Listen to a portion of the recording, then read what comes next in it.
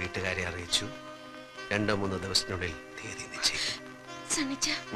ഇതൊന്നും ഇപ്പൊ വേണ്ടായിരുന്നു. ഇപ്പോഴും നിനക്ക് എന്നെ വിശ്വാസമില്ലേ? അതല്ല, പിന്നെ എനിക്കൊരു കാര്യം പറയാനുണ്ടായിരുന്നു. ഇപ്പൊ ഞാൻ പറയുന്ന കേട്ടാ മതി. സണിച്ച, ഞാൻ പറയണ കേക്ക്. പ്ലീസ് സണിച്ച, സണിച്ച, എനിക്ക് സീരിയസ് ആയിട്ടൊരു കാര്യം പറയാനുണ്ടായിരുന്നു. ഇപ്പൊ ഒരു സീരിയസ് കാര്യം വേണ്ട.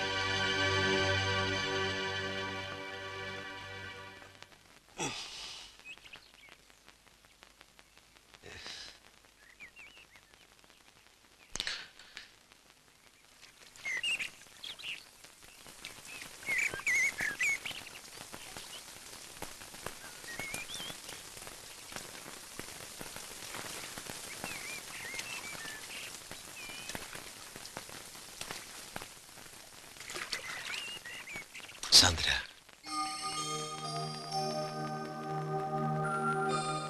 Sorry Sandra, sorry.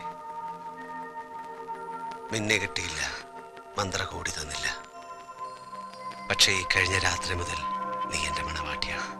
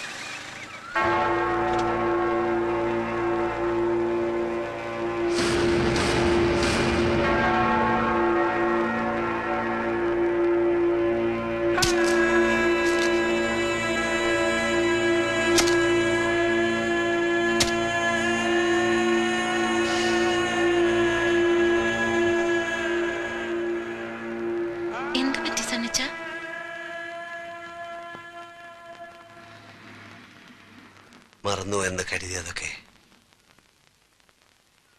ഞാൻ ഓർത്തുപോയി. അപ്പച്ചന്റെ മരണത്തെ കുറിച്ച് മരിച്ചതല്ല, കൊന്നതാണ്. കൊന്നത്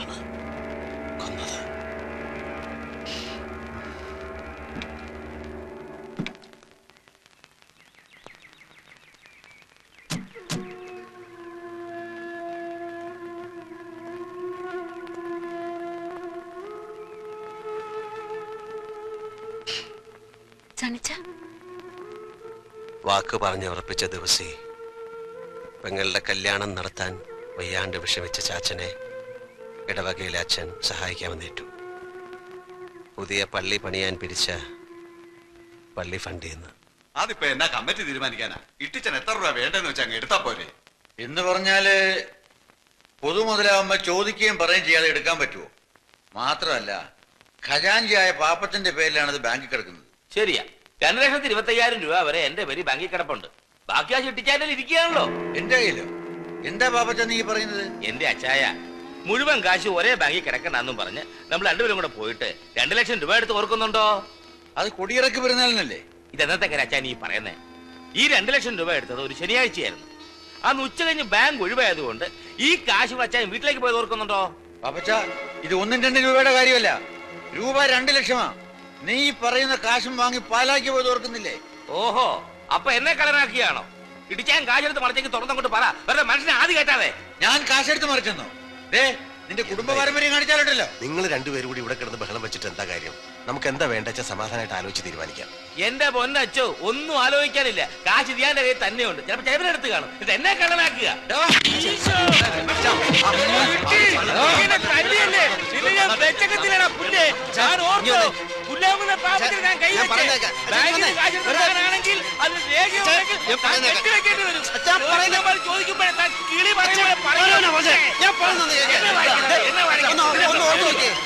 കള്ളം പറയത്തില്ല അച്ഛൻ എന്തോ തെറ്റ് പറ്റിയതാ.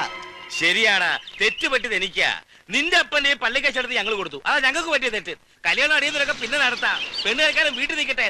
അവളോടും പാടാ കാശുണ്ടാക്കാൻ വല്ല വഴി നോക്കാൻ.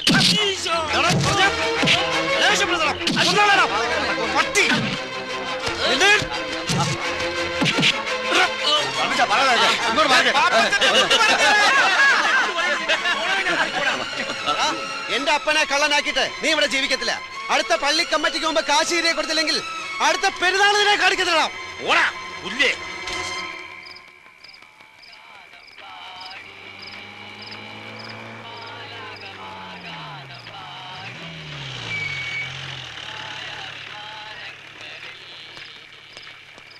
സണ്ണി ഇറങ്ങി വേടാ. എന്താ സാർ? ഇറങ്ങി വരാൻ. എന്താ സാർ? നീ ആരാടാ? പാലമറ്റത്തെ രാജകുമാർ. കാര്യം എന്താണെന്നാണ് ചോദിച്ചത്. നീ അറിയേണ്ട കാര്യമാടാ.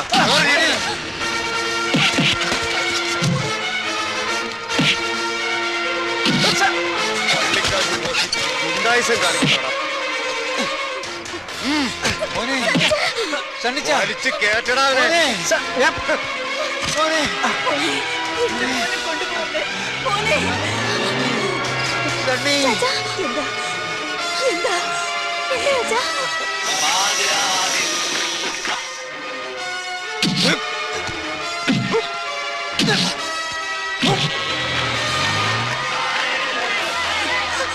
കർത്താവേ, റോഡ് ബ്ലോക്ക് ആയല്ലോ.